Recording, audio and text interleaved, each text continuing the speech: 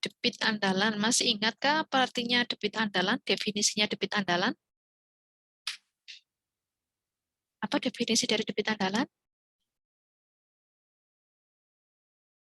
Ini kan ada di irigasi ya. Di irigasi ada, di mana lagi ada ya debit andalan? Saya lupa. Apa definisi dari debit andalan? Namanya saja andalan. Berarti apa definisinya? Izin menjawab, Bu. Silakan. Eh, Kalau seingat saya itu debit yang tersedia untuk memenuhi kebutuhan air di suatu wilayah yang direncanakan. Ada yang lain? Ya, betul. Mungkin ada yang lain yang lebih sederhana lagi kalimatnya? Gampangnya. Silakan. Izin menjawab, Bu. Silakan. Debit andalan itu ketersediaan air yang dapat diandalkan di sungai sepanjang tahun. Ya, gampangnya seperti itu ya. Jadi debit andalan itu adalah sejumlah air yang diharapkan selalu ada, entah itu di mana, ya pokoknya di sumbernya ya, yang dia terus mengalir sepanjang tahun dengan persentase keandalan tertentu tentunya ya. Jadi ada peluang tertentunya. Sebentar.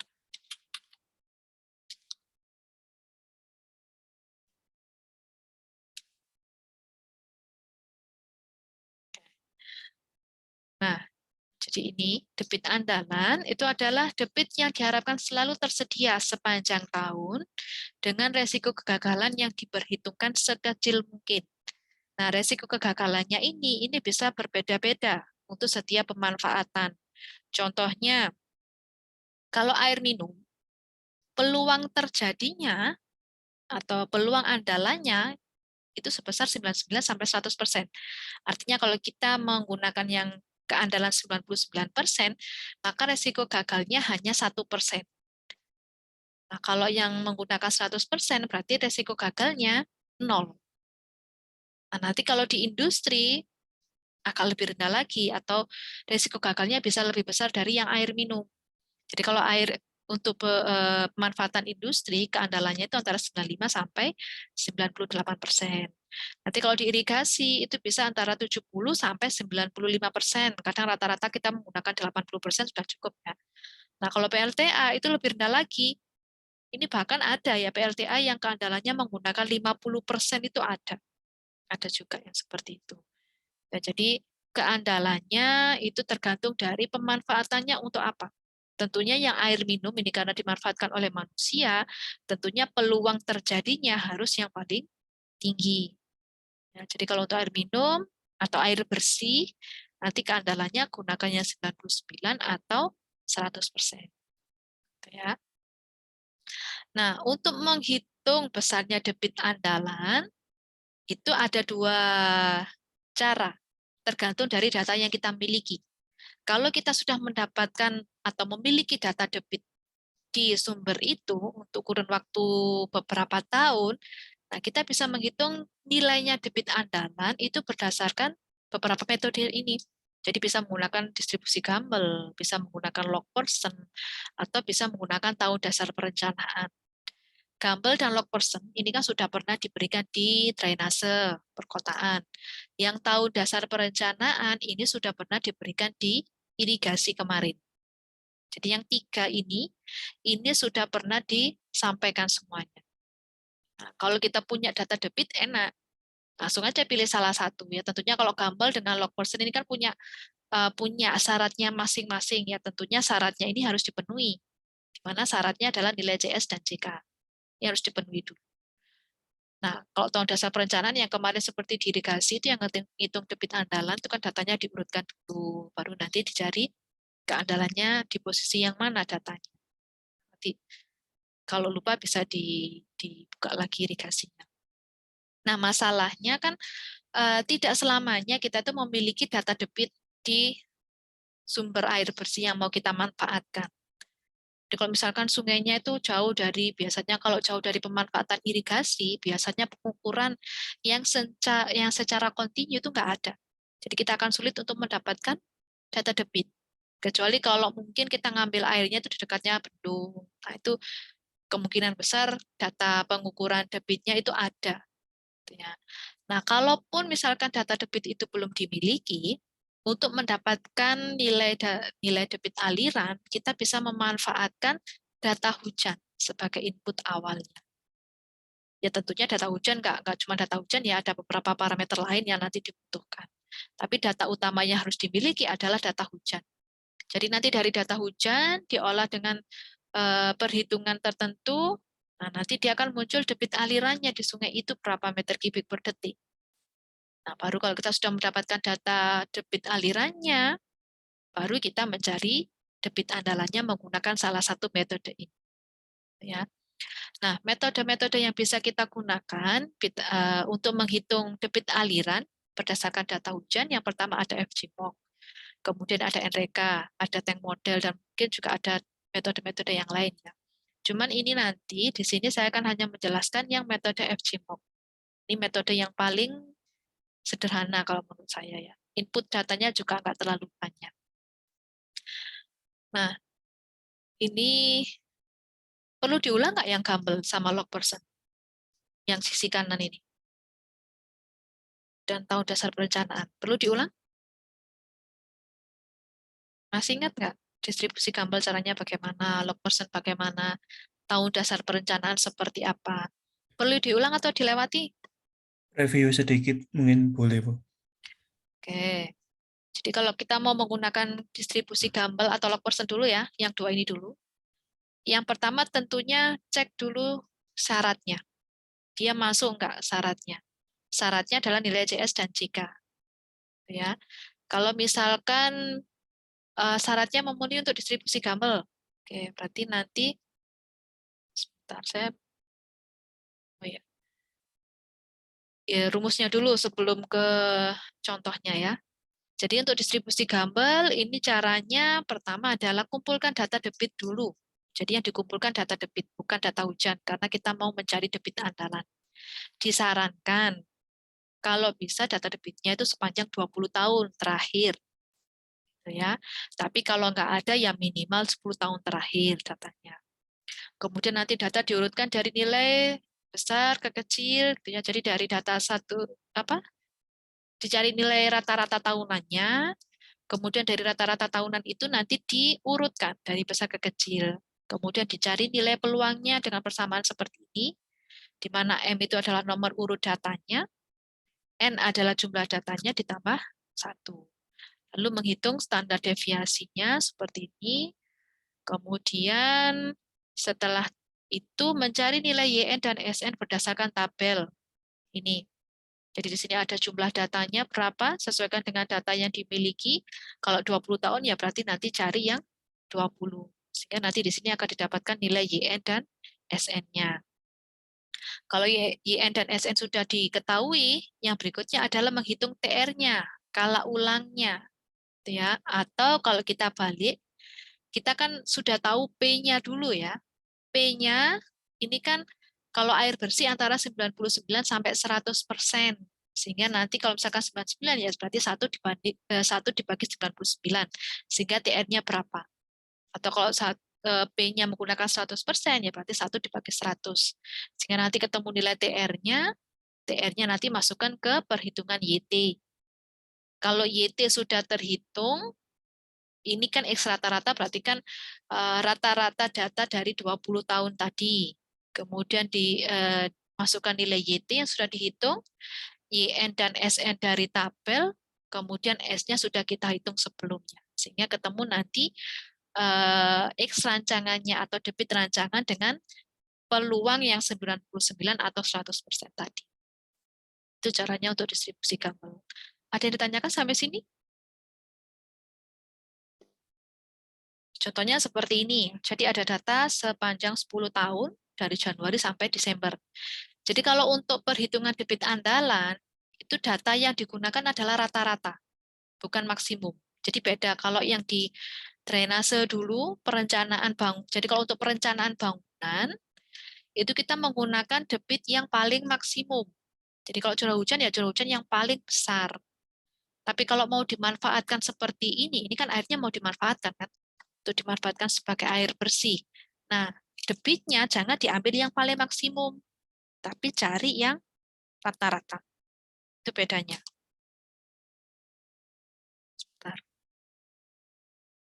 sorry. Kemudian, nah ini nanti silakan di rata-rata per tahunnya dulu. Jadi kalau ada 20 tahun, berarti nilai rata-rata yang kita miliki nanti ada 20 nilai.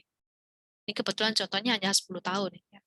Kemudian, nah kalau sudah dapat data yang 10 tahun, rata-rata 10 tahun tadi, yang berikutnya adalah diurutkan dari besar menuju ke kecil. Lalu dihitung peluangnya masing-masing dengan persamaan yang ini tadi. Boleh nanti dalam persen, boleh enggak dalam persen. Artinya ini mau dikali 100%, boleh, enggak pun juga enggak apa-apa. Ya, kalau ini sudah dikalikan 100%. Lalu, tahapan berikutnya adalah menghitung X rata-rata. Jadi dari 10 data ini nanti silakan dicari nilai X rata-ratanya berapa. Kemudian dari data ini dicari nilai standar deviasinya berapa. Kemudian nanti tahapan berikutnya adalah mencari nilai YN dan SN berdasarkan tabel yang tadi.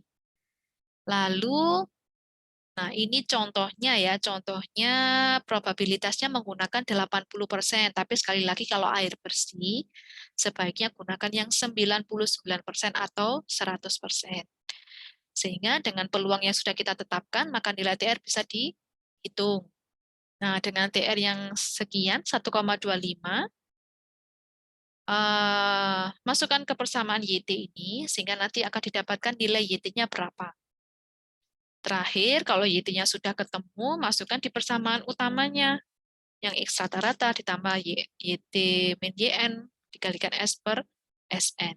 Sehingga inilah nilai dari debit andalan dengan peluang 80%. Itu kalau untuk metode Gumbel.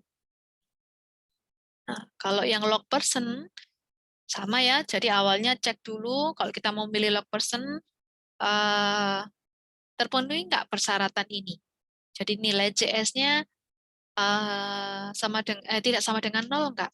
Nah, kalau tidak sama dengan 0, oke, kita bisa menggunakan yang metode log person.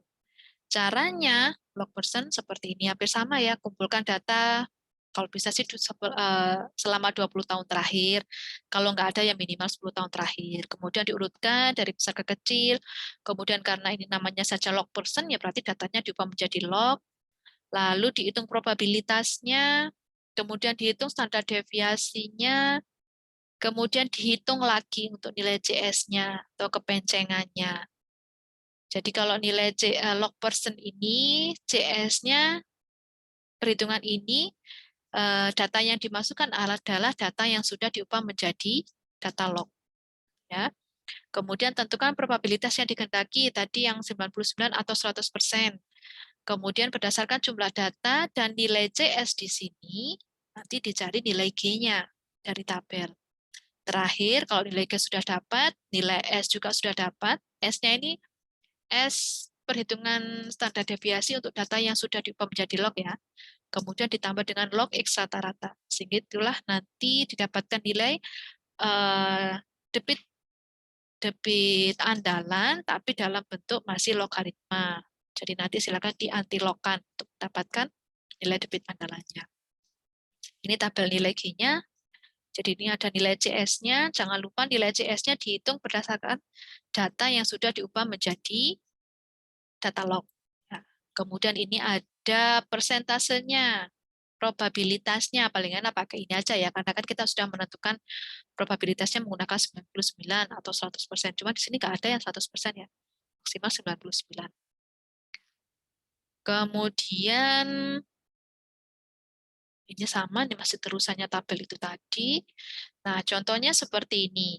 Jadi ini tadi sama ya prosesnya. Jadi dari data tahunan dicari rata-ratanya, kemudian diurutkan data 10 tahun ini dari nilai yang terbesar menuju ke terkecil, kemudian dihitung nilai peluangnya, lalu datanya di kolom Q rata ini diubah menjadi data log. Ini datanya seperti ini. Kemudian tahapan berikutnya adalah menghitung rata-rata, X rata-rata dari data log ini rata-ratanya berapa. Kemudian mencari standar deviasinya dari data yang sudah diubah menjadi log. Kemudian menghitung juga nilai kepencengannya, CS-nya, berdasarkan data yang sudah diubah menjadi data log. Nah, ini contohnya ya. peluangnya menggunakan 80%. Sehingga dari tabel ini tadi dengan peluang 80% dengan CS-nya berapa tadi? Minus 0,393. Oh, ini berarti interpolasi ya.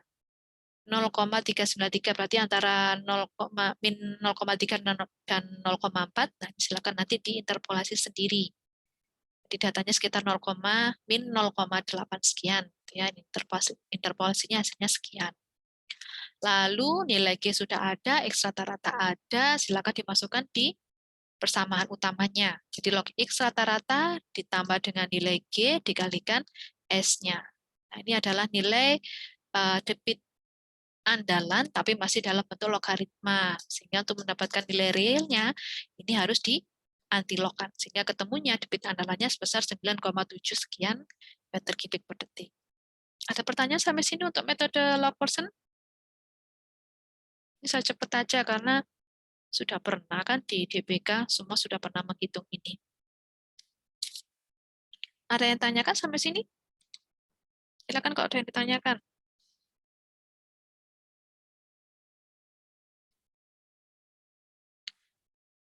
Nah, yang berikutnya, ini ada tahun dasar perencanaan. Nah, ini lebih sederhana lagi nih malah ya, tahun dasar perencanaan. Ini contohnya yang diirigasi ya, dalam paket 80%. Tapi kalau air bersih nanti silakan diubah menjadi 99 atau 100%. Nah, kalau dulu mungkin diirigasi, rumusnya langsung seperti ini. N/5 ditambah 1. Karena memang data hujannya, data debitnya hanya 10 tahun, kemudian keandalannya menggunakan 80%. Kalau irigasi kan memang rata-rata 80%.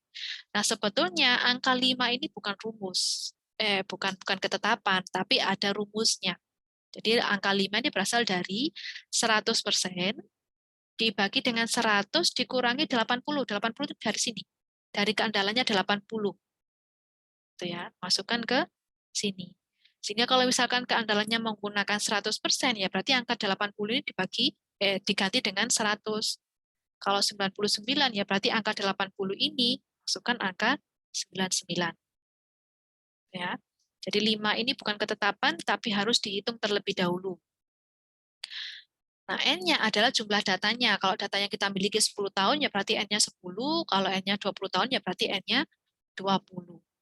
Nah, nanti akan ketemu nomor urut berapa untuk letak data dengan keandalan 80% atau 99% atau 100%. Ya. Nah, kebalikannya kalau tadi di Gumbel dan Log-Person, tadi kan datanya diurutkan dari besar ke kecil. Kan ini kan datanya dari besar ke kecil. Nanti di tahun dasar perencanaan, datanya diurutkan terbalik dari kecil menuju ke besar. Ya, contohnya seperti ini. Jadi ini misalkan ini data yang diberikan data debit tahunan ya. Ini ada data debit tahunan seperti ini dari 2001 sampai 2010. Kemudian tahapan berikutnya adalah mengurutkan dari nilai yang terkecil menuju ke terbesar. Lalu untuk mendapatkan, ini yang diminta keandalan 80%. Untuk mendapatkan letak data dengan keandalan 80%, maka kita masukkan ke persamaan ini tadi, N/5 ditambah 1. Jadi sekali lagi 5-nya ini berhubungan dengan keandalannya di sini. Kemudian masukkan, jadi N-nya ada 10 data, dibagi 5 ditambah 1, berarti kan ketemu 3. Sehingga debit andalan dengan persentase keandalan 80% letaknya ada di data yang ketiga, yaitu sebesar 993 meter kubik per detik. Itu untuk tahun dasar perencanaan. Jadi lebih simpel untuk perhitungan tahun dasar perencanaan. Ada yang tanyakan sampai sini? Silakan kalau ada yang ditanyakan. Jadi kalau data yang diketahui adalah data debit, untuk mencari debit andalan, pilih salah satu dari 3 metode ini. Mau tahun dasar perencanaan, silakan. Ini tahun dasar ya, karena datanya menggunakan tahunan. Tapi kemarin kalau di irigasi mungkin ada yang menggunakan data bulanan, sehingga perhitungannya adalah bulan dasar perencanaan. Silakan. Caranya sama, hanya kalau bulan dasar ya berarti nanti datanya diurutkan per masing-masing bulan. Jadi Januari diurutkan sendiri, Februari diurutkan sendiri, dan seterusnya. Tapi langkahnya sama. Jadi kalau data debit yang sudah diketahui bisa menggunakan data metode tahun dasar perencanaan atau log person atau Gamble atau mungkin nanti ada metode yang lain. Contohnya apa kira-kira? Normal, metode log normal dan sebagainya itu bisa dipakai. Nah, sekarang masalahnya tadi kalau misalkan sumbernya di sumbernya itu belum ada pencatatan debit yang secara kontinu, sehingga kita nggak bisa mendapatkan data debit jangankan 10 tahun, setahun aja mungkin agak kesulitan ya. Nah, untuk mengatasi yang seperti itu, kita bisa memanfaatkan data hujan untuk menghitung debit aliran di sungai itu. Debit aliran ya, bukan debit andalan. Jadi kita bisa memanfaatkan data hujan untuk menghitung besarnya debit aliran di sungai. Baru nanti dari debit aliran, baru kita cari nilai debit andalannya berapa. Gitu ya. Nah, salah satu metode yang bisa digunakan untuk menghitung debit aliran, yaitu adalah metode FGMOC. Metode ini mempunyai dua prinsip pendekatan perhitungan, yaitu neraca air di atas permukaan tanah dan neraca air di bawah permukaan tanah, yang semuanya berdasarkan hujan, iklim, dan kondisi tanah. Nah, contoh perhitungannya seperti ini nantinya. Jadi tabelnya kurang lebih seperti ini. Nah, sebelum saya jelaskan ke tabelnya, di sini ada beberapa parameter yang harusnya sih dicari ya. Dicari dari peta, kemudian ada yang dilakukan berdasarkan penelitian, dan sebagainya. Cuman untuk mempercepat tugasnya nanti, ini ada beberapa nanti angka yang silakan diasumsikan sendiri. Ya, mestinya sih lihat petanya. Contoh yang lihat peta itu seperti ini, nilai M. M itu adalah persentase lahan tak tertutup vegetasi. Ini bisa didapatkan dari peta tata guna lahan. Jadi dari lahan yang kita gunakan nanti, persentase lahan yang tidak tertutup vegetasi itu ada berapa persen? Berupa apa? Gitu ya. Lahan tak tertutup vegetasinya itu berupa apa? Jadi kalau misalkan lahannya itu mayoritas adalah hutan lebat, maka nilai M-nya nanti diisi 0. Kalau dia hutan, tetapi dia berupa hutan sekunder, nilai M-nya antara 0 sampai 10%. Jadi 0 itu diberikan pada saat musim hujan, kemudian pada saat musim kemarau, dia nilainya menjadi 10. Kalau lahannya itu berupa lahan yang tererosi, mudah tererosi, artinya mungkin awalnya hutan, tapi sekarang sudah ditebang. Ya. Nah, nilai M-nya ini berkisar antara 10 sampai 40%. Kalau lahannya berupa lahan pertanian yang diolah, itu nilai M-nya antara 30 sampai 50%. Nah, misalkan kita menetapkan dulu pada musim penghujan. Misalkan daerahnya adalah lahan yang tererosi. Kita menetapkan nilai M-nya, ini asumsi dulu ya. Jadi sementara kita asumsikan misalkan nilai M-nya adalah 10%, saya ambil nilai yang terendah. Jadi ketika musim hujan nilai M-nya adalah 10%. Di sini ada keterangan, musim kemarau nilai M harus dibesarkan sekitar 10% dari musim hujan. Ya. Maaf, jadi musim hujannya dulu yang ditetapkan. Jadi misalkan musim hujannya kita tetapkan 10%. Maka nanti musim kemarau nilai M-nya akan berubah menjadi 20%. Jadi dibesarkan kira-kira sekitar 10% untuk nilai M-nya. Ini yang nanti ditugas sementara diasumsikan dulu. Lalu nanti nilai yang perlu diasumsikan juga adalah SMC. Ini adalah nilai yang berdasarkan kondisi porositas lapisan tanah atas dari catchment area. Ya. SMC ini bisa diasumsikan sebesar 50 sampai 250 mm. Ya. Boleh menggunakan asumsi ini atau boleh menggunakan asumsi yang kedua ini. Jadi SMC-nya dihitung berdasarkan persamaan 100 ditambah 0,2 dikalikan hujan rata tahunan. Jadi ini kalau kondisi porositas kan sebetulnya melalui penelitian kandungan air tanah ya. Nah, untuk sementara nanti SMC-nya bisa diasumsikan aja. Kemudian koefisien infiltrasi. Nah, koefisien infiltrasi ini kan juga tergantung kondisi porositas tanah dan kemiringan daerah pengaliran. Ini juga perlu penelitian sebetulnya ya. Nah, untuk sementara nilai I nanti juga silakan diasumsi nilai I-nya nanti mengasumsikannya kurang dari 1. Jadi boleh 0, berapa, yang penting kurang dari 1. Gitu ya. Nah, biasanya daerah yang porus, ini infiltrasinya besar. Gitu ya. Kemudian daerah yang terjal, yang curam, ini koefisien infiltrasinya kecil. Karena kalau daerahnya curam, maka air yang meresap ke dalam tanah juga akan semakin sedikit. Ya. Jadi SMC, jadinya diasumsi untuk sementara tugasnya adalah nilai M, kemudian SMC, kemudian nilai I, dan nanti ada satu nilai lagi K. Ini juga diasumsikan. Ya. Nah, contohnya seperti ini. Jadi untuk perhitungan debit aliran, ini boleh dilakukan per 15 harian, silakan. Mau dilakukan per bulanan juga boleh. Mau per 10 harian silakan. Ya, cuma di sini contohnya saya berikan yang per 15 harian. Ini saya ambil 2 bulan aja. Ya. Jadi yang pertama, di sini adalah curah hujan atau simbolnya P besar. Karena di sini saya menggunakan 15 harian, berarti curah hujan di sini ini adalah curah hujan kumulatif per 15 harian. Bisa dipahami sampai sini?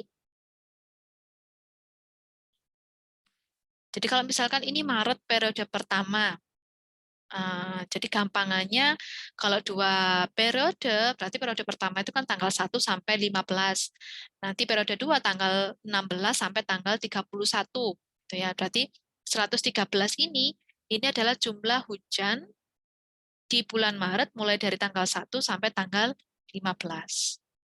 Nanti yang periode 2 berarti jumlah hujan di bulan Maret mulai tanggal 16 sampai tanggal 31. Nanti kalau April yang menyesuaikan. Kalau yang periode 1 kan tetap dari tanggal 1 sampai 15. Nah, yang periode 2 berarti tanggal 16 sampai tanggal 30 dan seterusnya. Kemudian baris yang kedua adalah hari hujan. Nanti di bawah di sini ini juga ada jumlah hari. Jadi bedakan antara hari hujan dengan jumlah hari. Kalau jumlah hari, ya berarti jumlah hari dalam satu periode itu.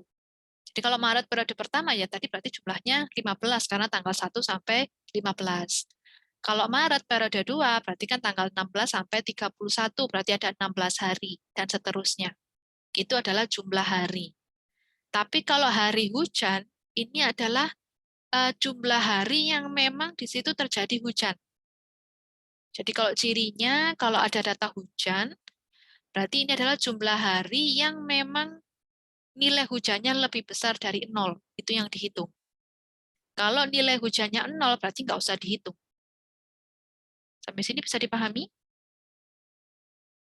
Jadi bedakan antara hari hujan dengan jumlah hari. Apakah jumlah hari hujan itu selalu berbeda dengan jumlah hari?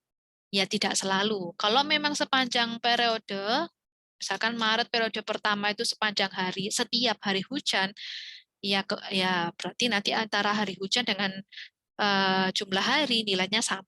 Tapi kalau tidak ada hujan atau hujannya tidak terjadi terus-menerus setiap hari, ya berarti nanti jumlah hari hujannya dengan jumlah harinya akan berbeda. Tapi yang jelas, hari hujan tidak mungkin melebihi jumlahnya hari dalam periode itu. Ya. Kemudian yang baris ketiga itu adalah evapotranspirasi potensial. Ini sebetulnya harus dihitung seperti dulu yang diirigasi, mau pakai Planning Griddle atau mau menggunakan Penman atau Penman modifikasi, silakan. Tapi sebetulnya asalnya ya dari situ. Evapotranspirasi itu dihitung berdasarkan metode-metode yang sama seperti yang diirigasi dulu. Dengan data yang sama persis. Artinya datanya ya butuhnya ya klimatologi, mungkin koordinatnya, elevasinya, daerahnya, dan seterusnya. Gitu ya. Jadi sama seperti yang perhitungan diirigasi dulu. Ini saya lewati. Karena di tugas juga saya langsung berikan angka evapotranspirasinya berapa. Kemudian, nah permukaan lahan terbuka, M-nya ini berapa persennya tadi, ini yang saya minta untuk diasumsi saja untuk sementara. Karena luas catchment areanya juga sementara saya berikan langsung. Mestinya kan dicari dari peta. Tapi untuk sementara catchment-nya saya tentukan langsung, luasannya berapa, sehingga permukaan lahan terbukanya silakan diasumsikan sendiri. Ya, menggunakan asumsi yang ada di sini tadi. Nah, sepanjang tahun, ini bisa dianggap sama, nilai M-nya boleh disamakan.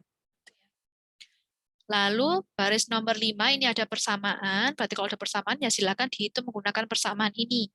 Jadi baris 5 itu adalah M dibagi 20, berarti M itu kan angka di nomor 4, kemudian dibagi 20, dikalikan 18, 18 ini angka juga, dikurangi dengan H, berarti H ini adalah jumlah hari hujannya. Gitu ya. Kemudian, kalau nomor 5 sudah ketemu, berikutnya nomor 6, ini juga masih perhitungan, di sini ada rumusnya, yaitu ET0, dikalikan M per 20 kali 18 min H. ET0 ini kan sebetulnya sudah dihitung di nomor 3. Berarti di sini ini 3, baris 3, dikalikan ini juga sebetulnya sudah dihitung di baris 5. Sehingga baris 6 itu adalah perkalian antara baris 3 dengan baris 5. Kemudian baris 7, ini ada rumusnya juga, yaitu ET0 min E. Jadi ET0 kan sudah dihitung di baris 3. Kemudian E ini juga sudah kita hitung di baris 6, sehingga di baris 7 ini adalah pengurangan dari baris 3 dan baris 6. Sampai sini ada yang ditanyakan? Silakan kalau ada yang ditanyakan.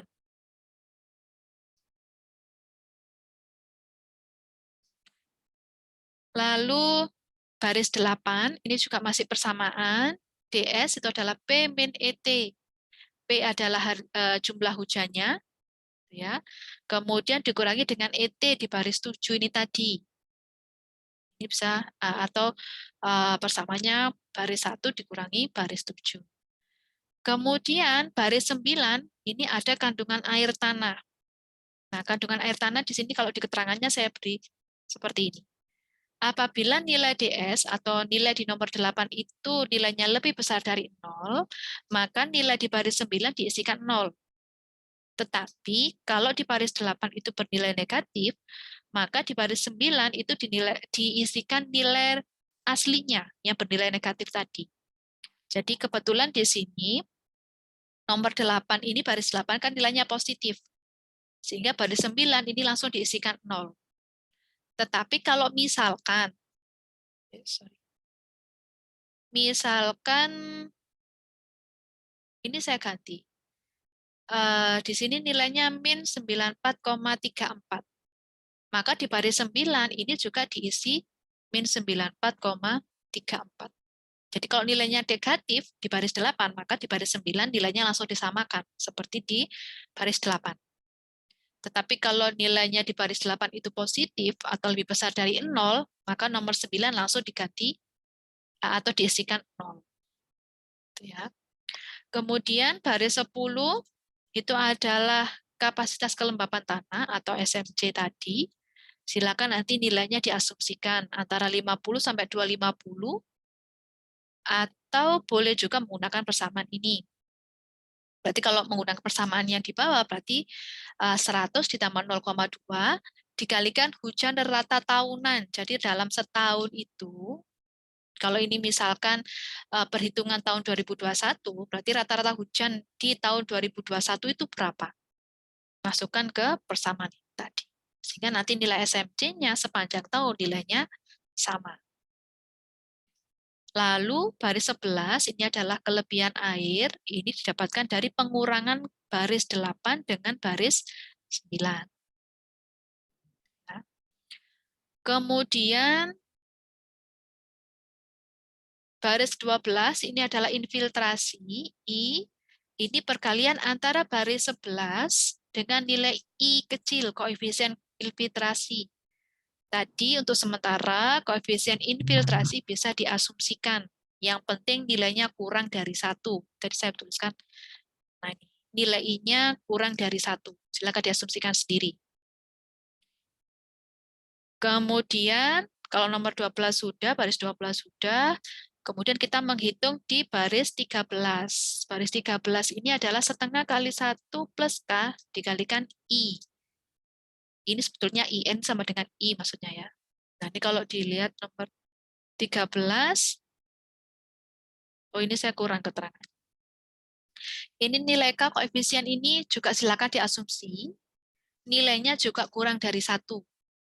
Jadi terserah, yang penting nanti ditulis ya, kalau di tugas silakan ditulis dengan jelas nilai I-nya berapa, nilai K-nya berapa.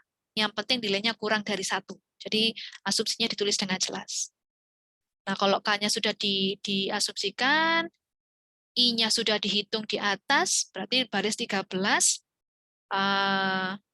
bisa dihitung. Sebentar ya. Sebentar.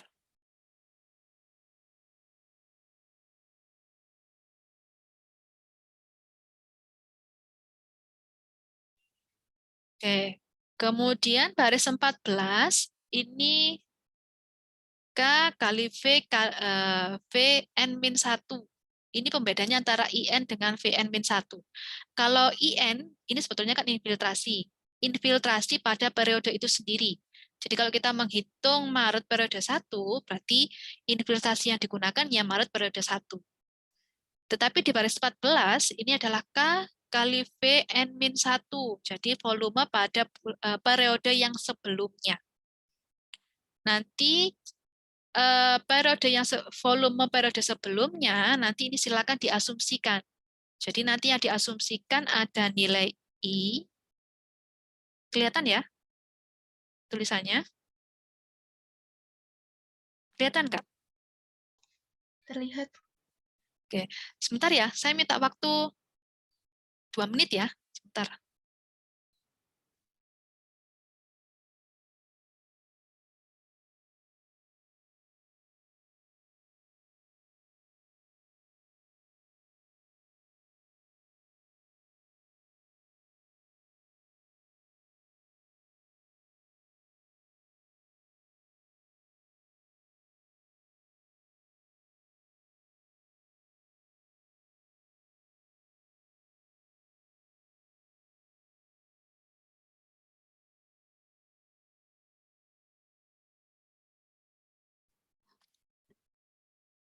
Bisa saya lanjutkan?